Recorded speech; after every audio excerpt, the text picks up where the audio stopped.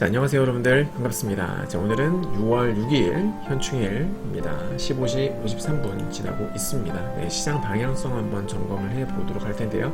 우선은 한국 증시부터 체크를 해볼 거예요. 자, 우선 우리 네프콘 황금 나침반 채널 이제 개설한 지 일주일 됐습니다. 일주일 됐고 아직 모르시는 분들이 많을 것 같아서 입장하는 방법 알려드릴게요. 네이버 검색창에 네프콘 황금 나침반을 검색하시면 이렇게 페이지가 뜰 거예요. 이런 검색 결과가 뜰 거고요. 클릭을 해보겠습니다. 클릭하시면은 이 페이지로 넘어가죠. 자, 여기서 메인 페이지로 가시려면 맨 위에 있는 황금 나침반이라고 나오죠. 이거를 클릭을 하시면 됩니다. 자, 클릭해 보겠습니다. 자, 이렇게 되면 메인 페이지로 넘어옵니다. 메인 페이지로 넘어오게 되고 여기서 이제 원하는 콘텐츠를 클릭을 하셔서 보시면 되는 건데요. 카테고리 한번 보여드릴게요. 카테고리 보시면은 자, 글로벌 매크로 이슈 분석, 여기에 아주 콘텐츠가 많이 있습니다. 제일 많고, 그 다음에 중요한 게 미국 주요 이슈 내지는 미장, 입장, 비트코인 방향성 분석.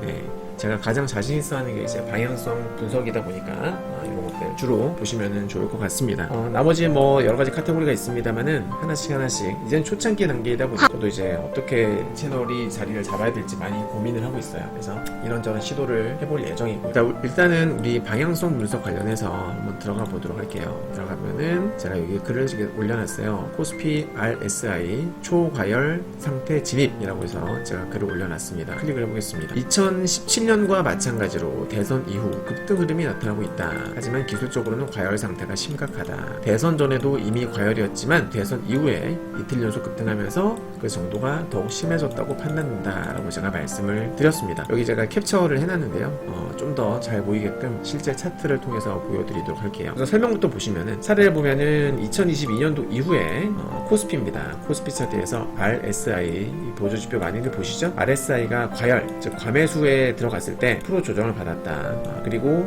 지금도 마찬가지 또 과열에 들어갔다. 그리고 수치상으로도 지금 최고치를 기록 중이다 라는 내용이거든요. 그 밑에 보시면 제가 얼마 전에도 글을 올려드렸어요. 대선 전에 저는 사례 분석과 패턴 분석을 되게 중요시하는 그런 스타일입니다. 이번 대선도 탄핵 후 대선이었었잖아요. 2017년도에도 탄핵 후 대선이었단 말이에요. 공통 분모가 있었죠. 그래서 그때는 증시 분위기가 어땠는지를 제가 한번 쭉 살펴드리면서 올해에도 그때와 마찬가지로 추가 상승 나올 가능성이 매우 높다라고 제가 분석을 해드렸어요. 일단 클릭을 한번 해볼게요. 네, 클릭을 하면 관련 내용이 나옵니다. 이게 이제 2017년도입니다. 2016년도에 박근혜 최순실 국정농단 사태가 전국적으로 이슈가 됐었던 거 다들 기억하실 겁니다. 그리고 타임라인으로 제가 다들 체크를 해놨는데 뭐 읽어보시면 아실 수 있겠습니다만은 확실하게 어떤 불확실성이 해소가 되면, 즉 탄핵 소추안이 가결되고 탄핵 인용, 즉 파면 확정이 되고 한 다음에 확실하게 상승 파동이 나왔어요. 그리고 대선 전에도 이미 급등 파동이 나왔고 대선 이후에도 급등 흐름이 나왔었다 라는 거죠. 그래서 제가 이런 사례를 들면서 이번에도 이렇게 보시면 17년 본격 계단식 상승파동이 시작이 됐다. 대선 이후로도 추가 상승이 나왔다. 그거 제가 결론을 내놨었죠. 그래서 올해에도 마찬가지로 보시면 이렇게 어디였죠?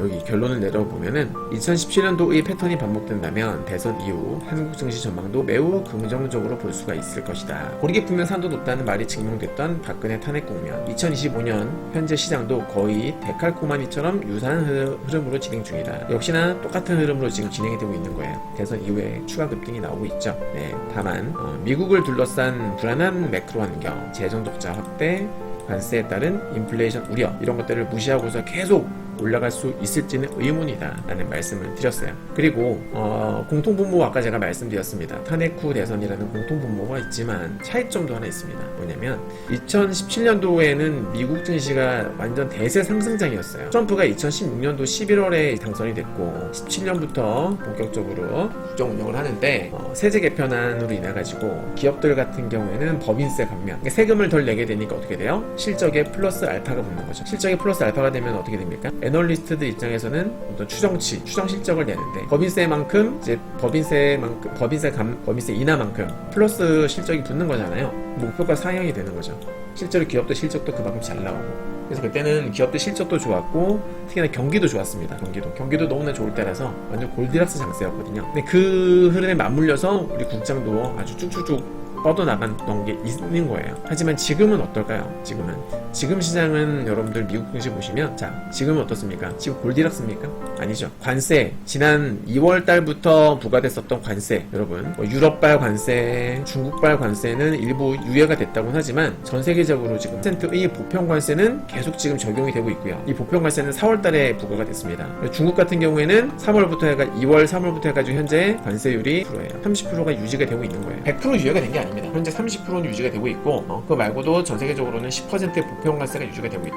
그럼 그 관세가 언제쯤 반영이 될 것이냐? 저는 6월에서 이제 이번 달이죠. 이번 달부터 7월 달 전후로 나오는 물가지수 여기에 반영이 될 가능성이 매우 높다고 봅니다. 매우 이때까지는 관세 전쟁 이후에 지난 9월달 그리고 4월달에 나왔다든지 PCE 반영이 안 되죠. 왜냐면 관세를 걱정한 여러 기업들은 미리 물건을 미리 수입을 하니까요. 그런 거를 전문용어로 뭐라고 합니까? 프론트 로딩이라고 합니다. 관세가 붙기 전에 미리 그러니까 쉽게 말해서 물건이 쌀 때 미리 수입을 하는 거예요. 그래서 미리 쌓아놨던 물건들을 팔다 보니까 아직 소비자 물가 지수에는 반영이 안 되는 겁니다. 이해되시죠? 그리고 유통 과정에서도 물량을 이제 외국에서 물건을 수입을 해와서 유통되기까지 과정이 있을 거 아닙니까? 선적, 물류, 발주 등등 여러 가지 이런 과정들이 있기 때문에 최소 그것만 하더라도 3-4개월 이상이 걸려요. 그런 걸 반영한다면은 6월, 빠르면 6월, 늦어도 7월 정도에 반영이 되는 게 맞다. 파월 입장에서도 그런 걸 알고 있기 때문에 파월뿐만이 아닙니다. 최근에 연준 위원들이 계속 연설을 하고 있는데 그 내용들만 보더라도 다들 지금 관세가 물가에 반영이 될 거라고 생각을 하고 있어요. 그렇게 실제로 말을 합니다. 그래서 이게 어떤 식으로 진행이 될지 다들 불확실하다, 알 수 없다 그렇게 얘기를 하거든요. 그러니까 지금 금리를 못 내리고 있는 거예요. 트럼프는 매일같이 파월한테 금리 내려라 벌써 유럽은 몇 번 내렸는데 너는 뭐하냐, 넌 너무 멍청하다, 넌 너무나 느리다 라고 계속 비난을 하고 있지만 당연히 내릴 수 없는 상황 아니겠습니까? 그죠 여러분들? 금리 인하라는 것은 바로 뭐예요? 완화 정책입니다. 완화 정책. 그죠? 쉽게 말해서 금리가 낮아지면 돈이 좀 더 유동성 효과에 의해가지고 돈이 좀 더 풀리는 거예요. 금리가 낮아지니까요. 그죠? 그러면은 아무래도 물가를 좀 더 뜨겁게 달굴 수 있는 물가 상승 요인이 될 수 있다라는 거죠. 그죠? 코로나 팬데믹 때 여러분들 제로금리 만들고 무제한 양적 완화로 엄청난 유동성이 풀렸습니다. 그 결과 어떻게 됐어요? 물가가 초고속으로 급등이 나오지 않았습니까? 금리 인하라는 그런 겁니다. 근데 여기서 미리 금리를 낮춰버리면 추후에 정말 관세에 따라서 인플레이션이 다시 한번 반등이 나온다. 그럼 그때는 걷잡을 수 없는 거예요. 맞죠 여러분들? 그래서 조심스러운 입장인 겁니다. 그래서 이번 6월달 FOMC 회의에서도 금리 인하 확률이 거의 제로에 가까운 거죠. 너무 당연한 거예요. 트럼프는 계속 파월을 비난하고 압박을 하고 있는 겁니다. 자, 아무튼 이런 상황인 거예요. 거기다가 재정 적자 문제, 제가 계속 강조드리고 있죠. 재정 적자 문제. 트럼프의 지금 그 법안이 뭡니까 여러분들? 빅 뷰티풀 빌, 그죠? 빅 뷰티풀 빌. 제가 이것도 포스팅을 해놨는데 보시면 자 보겠습니다. 새벽에 큰 이슈가 있었잖아요. 그죠? 트럼프랑 머스크랑 막 서로 설전을 벌였는데 여기 보시면 쭉 읽어보세요. 재밌습니다. 내용 제가 적어놨어요. One Big Beautiful Bill. 그죠? 크고 아름다운 법안 트럼프가 이거를 추진하고 있는데 여기에는 이제 뭐 여러가지 감세 법안도 여기다 포함이 된 거예요. 근데 머스크는 요거를 갖다가 비판을 하고 있죠. 국가 부채로 도지의 표가 훼손이 됐다. 그리고 결국에는 저렇게 하면은 재정 적자가 엄청 커질 것이다. 그 못생기고 거대한 법안은 적자를 2.5조 달러까지 늘릴 것이다. 결국 경제 침체에 이르게 만들 것이다. 라고 머스크는 지금 비판을 하고 있습니다. 그러니까 뭐냐면은 감세 법안이거든요. 트럼프는 이 법안을 통해 가지고 재정 적자 문제를 해결을 할 수 있다고 생각을 해요. 그렇게 주장을 하고 있어요. 근데 대다수의 경제학자들과 머스크는 아무래도 감세이기 때문에 세수 수입이 줄어드는 거잖아요. 그렇게 되면 그만큼 재정 적자는 늘어날 것이다. 물론 감세 말고 관세에 따른 수입이 일부 이런 어떤 재정 적자를 좀 커버를 할 수 있겠지만은 그걸로는 턱없이 부족할 것이다 라는 의견이 주를 이루고 있습니다. 그러니까 뭐냐면은 감세와 관세 글자 하나 차이인데 감세를 통해서 수입은 줄어듭니다. 근데 관세를 통해서 수입이 생기잖아요. 근데 그 관세에 대한 수입으로 감세 이 부분을 커버하기는 어려울 것이다. 다들 그렇게 얘기를 하고 있는 거예요. 무슨 말인지 되시죠? 아무튼 감세 법안 때문에 재정 적자가 늘어날 것이다. 안 그래도 지금 재정 적자가 매년 늘어나고 있고 한데 이것 때문에 매년 공화당과 민주당이 싸우면서 셧다운 이슈에 봉착하지 않습니까? 부채 한도를 갖다가 지금 트럼프는 부채 한도를 없애야 된다. 아예 없애야 된다. 라고 주장을 하고 있고 반대파인 이제 민주당 같은 경우에 안 된다. 계속 싸우는 거죠. 서로 줄다리기 하면서. 그래서 만약에 이 예산안이 만약에 통과가 안 되면 셧다운에 들어가게 되고, 셧다운에 들어간 동안에 어떻게 돼요? 미국은 국채를 발행하지 못해요. 국채를 왜 발행합니까, 여러분? 돈을 빌리는 거잖아요. 기존에 발행했었던 국채, 자, 기존에 발행했었던 기발행 국채들, 기존에 발행했던 국채들이 만기가 돌아옵니다. 만기. 그죠? 자, 만기가 돌아오면은,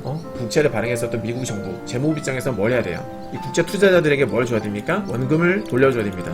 근데 국채 발행의 경우에는, 투자자들 같은 경우에는 1년에 2번 정도, 장기물의 경우에는 1년에 2번의 지급을 하죠. 이자를 지급을 하고, 만기가 됐을 때는 원금을 준단 말이에요. 근데 미국은 재정 적자라서 돈이 부족한 거예요. 기존 세수 수입만으로는 이게 감당이 안 되는 겁니다. 그래서 여러분 신용카드 돌려막기 아시죠? 미국이 지금 하고 있는 게 그거거든요. 매년 하고 있는 게 이거예요. 돈을 갚아야 되는데 줄 돈이 없어요. 줄 돈이 없어서 또 국채를 발행합니다. 다음에 또 만기가 올 때는 돈이 없어서 또 국채 발행하고, 계속 돌려막기 하고 있는 거거든요. 미국은. 이해되시죠? 그런 상황인 거예요. 그래서 매년 계속 예산안 가지고 싸우고, 부채한도 협상 때문에 셧다운이 된다 안 된다 매년 싸우는 이유가 그겁니다. 아무튼 이런 상황인 거예요 지금. 근데 여기서 감세 법안을 하게 되면은 재정 적자가 더 커질 수 있으니 이거는 미국 자체 어떤 큰 리스크가 된다. 안 그래도 올해 들어가지고 아시겠지만은 달러가 어마무시하게 빠지지 않았습니까? 달러가 기축통화인 달러가 지금 여러분들 2025년부터 해가지고요 어마무시하게 하락했어요. 이게 달러 인덱스입니다. 정확하게 1월달부터 급락을 하기 시작했어요. 1월부터입니다. 여기서부터 보십시오. 여기서부터 그죠? 달러 인덱스예요. 달러의 가치가 지금 쭉쭉쭉쭉 떨어졌어요. 벌써 6개월째. 아직까지 회복이 안 되고 있습니다.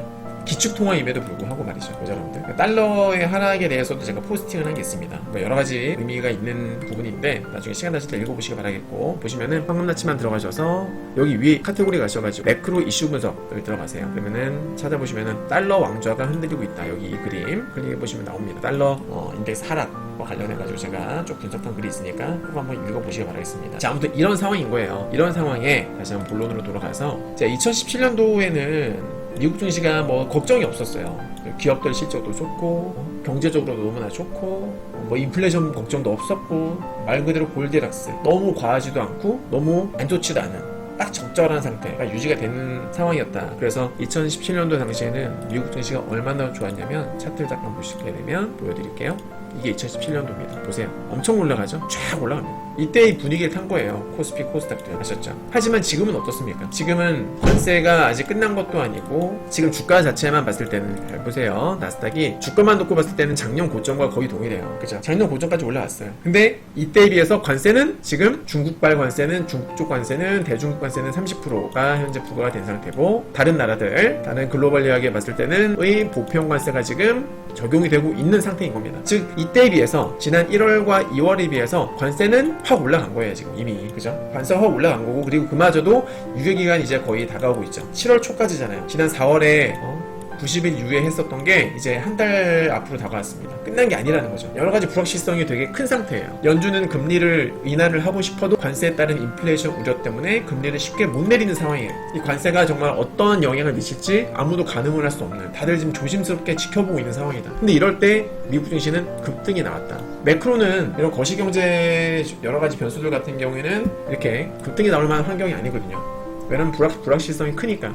근데 급등이 나왔어요. 뭐 때문에 올라갔습니까? 바로 유동성 때문이죠. 유동성. 헤지펀드, 기관 투자자들 같은 경우에는 매수 비중이 많이 줄었어요. 정말 많이 줄었어요. 이 부분에 대해서도 제가 포스팅에서 다뤘는데요. 보시면은 나옵니다. M7 진짜 주역은 기관이 아니었다. 제가 올려드리는 것들을 다 읽어보실 필요가 있는 거예요. 읽어보시면은 지금 시장이 어떻게 돌아가고 있는지, 미국 경제의 핵심은 뭔지, 본질은 뭔지, 지금 우리가 놓치면 안 되는 매크로들, 이런 것들에 대해서 제가 계속 짚어드리거든요. 구독하셔가지고 계속 좀 보실 필요가 있다. 자, 이거는 프라임북인데 매그니피센트 7, 즉 엔비디아, 뭐 테슬라, 뭐 아마존 등등 애플 그런 주요 기업들 있잖아요. 거기에 대한 롱숏 비율이에요. 헤지펀드들의 롱숏 비율인데 지금 역대 최저입니다. 거의 역대 최저예요. 무슨 말이냐면은 이게 이 롱숏 비율이 10이다 라고 하면은 숏 대비 숏이 만약에 1이다, 숏이 1이면은 롱이 10이란 소리예요. 무슨 말인지 아셨죠? 지금은 대략 봐도 한 2점 얼마 되죠? 그러니까 지금은 숏이 1이면은 롱이 2.5 된다. 대충 그렇게 이해를 하시면 되는 거예요. 그러니까 과거에 코로나 팬데믹 이후에는 롱 비율이 어마무시했어요. 숏 대비 어마무시한 롱이 나왔었죠. 근데 이번엔 어때요? 숏 대비 롱이 그렇게 많지 않아요. 그러니까 역대 최저급이다 이 말이에요. 그만큼 기관들도 되게 조심스러웠었다.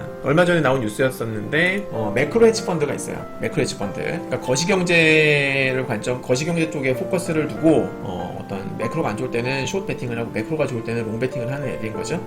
경제가 좋을 때 매크로도 좋고 경제가 너무 좋을 때는 매크로 헤지 펀드가 큰 수익을 낼 수가 있어요. 근데 최근에는 제가 좀 전에 말씀드렸다시피 매크로는 분명히 하방이었거든요. 매크로 하방이었다 보니까 매크로 헤지 펀드는 최근 들어서 계속 숏을 많이 잡았던 거예요. 그랬다 보니까 이번 5월달에 증시가 계속 올라가지 않았습니까? 매크로가 안 좋았음에도 불구하고. 그래서 이번 5월달에 역대급 손실을 봤다라는 그런 외신이 있었습니다. 2004년도 이후로 최악의 손실을 기록했다라는 기사가 외신에 나왔었어요. 매크로 헤지 펀드. 그러니까 되게 똑똑한 애들 모아놓은 집단이에요. 매크로 헤지 펀드는. 걔네들은 뭐 차티스트도 아니고 진짜 경제에 대해서 빠삭한 애들 모아놓은 그런 집단이거든요. 걔네들도 손실이 많이 난 거예요. 그래서 내용만 보면 올라갈 게 아니었는데 그냥 이번에는 돈으로 유동성으로 끌어올린 거다. 그럼 기관은 안 샀는데 누가 샀냐?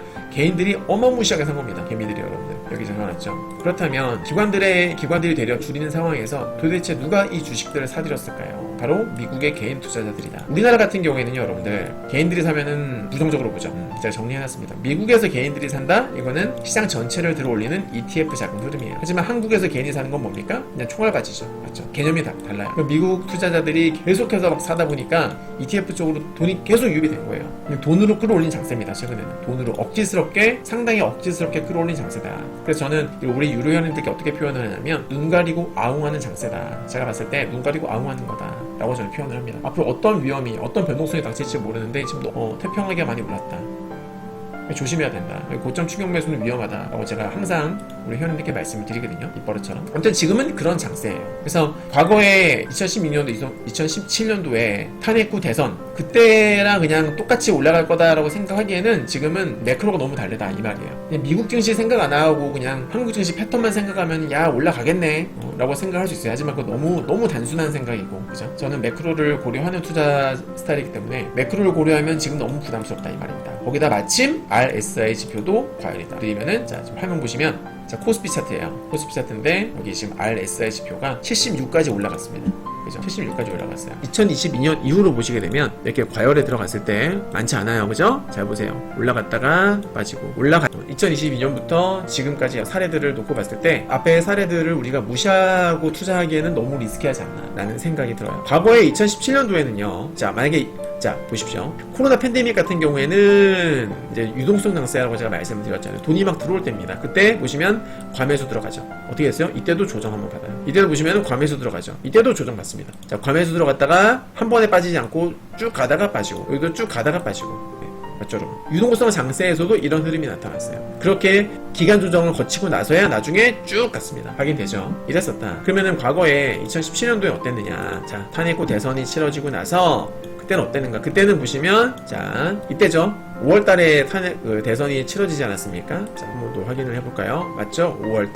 네, 5월 초에 대선이 치러졌는데 그때는 보시면 이미 그 전에 과매수 한번 몇 번 들어갔어요. 과매수 들어갔다가 한번 옆으로 가고 과매수 들어갔다가 한번 꺾이고 약간의 기간 조정을 거치고 나서 그 다음에 대선과 함께 날아갔습니다. 근데 말씀드렸다시피 그때는 미증시가 너무 좋을 때였거든요. 너무너무. 이때가 2017년도 5월달인데요. 2017년 5월달에 나스닥을 보시게 되면 마침 보세요. 그러니까 그냥 코스피가 좋아서 올라갔다기보다는 글로벌 증시가 너무나 좋았어요. 글로벌 증시의 대장이 누굽니까? 바로 미국 아닙니까? 미국 증시가 너무나 좋았을 때입니다. 아주 좋았을 때입니다. 맞죠? 그래서 저는 여전히 조심스럽다 할 그 말이에요. 여전히 저는 조심스럽다. 저희 우리 유료연인들 같은 경우에는 지금 국장 같은 경우에 약간 조금 최근에 전 주식 비중을 좀 미리 줄여놓은 상태예요. 얼마 전 지난주까지는 좀 수익을 내다가 확 줄여버렸어요. 다 팔았어요. 팔고서 저는 그 과열 경고를 여기서부터 말씀드렸어요. 과열 경고를 여기서 좀 과열이다 이제. 그래서 주식 거의 매수를 안 했는데 이틀 연속 급등이 나오니까 좀 조금 살짝 좀 조바심이 나는 상황인데 그래도 우리는 뭐 주식 비중 지금 안 늘리고 있습니다. 지금 여기서는 수익이 나오고 있으면 전 줄여야 된다고 생각을 해요. 줄이는 게 맞다.